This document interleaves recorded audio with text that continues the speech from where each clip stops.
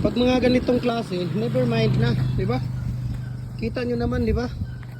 Kung gaano katigas, gaano kaganda ang ating molder at ang ating ginagawang fence concrete post at dragon fruit post, di ba? So we can ship nationwide, no? Pag sa mga molder natin, we can ship nationwide, Luzon, Visayas, Mindanao. Kahit saan sulok mo kayo ng mundo, kayang abutin ng ating cargo, okay? So lifetime na gamit nyo na po ito dahil 3.5 mm po yung mga ginagamit natin na bakal dito. Ayan o, ito po ay 4x4 by 8 feet yung molder natin. Tapos adjustable siya, no? Pwede ka na gumawa dito ng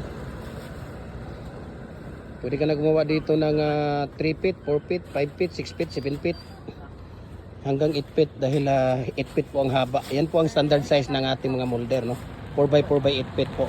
So kung magpapakustomize kayo, walang problema. Gusto nyo ng 5.5 by 5.5 by 8 feet, pwede din. Gusto nyo ng 5x5 by 8 feet, pwede din.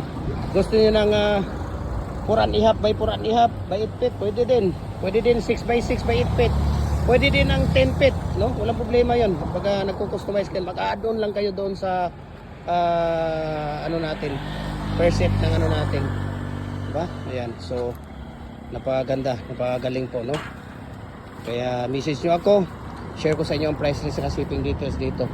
Pagka mga maliit natin na mga molder, kagaya ng hollow blocks, bricks, decorative, lower blocks, mohon, pwede po Giante Express yan, no? Pwede Giante Express pagka mga maliliit natin na mga molder. Pag sa Luzon, nasa ano lang siya, nasa mga 4 to 5 days lang. Pag sa Visayas, nasa 3 to 4 days. Pag dito sa Mindanao, 2 to 3 days lang po siya. Ayan, papakita ko sa inyo. Ito po yung standard natin, no?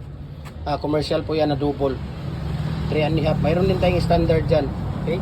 3.5 na single commercial. Mayroon tayong size doon na standard, 4 na standard. Ayan, 4 talaga yan.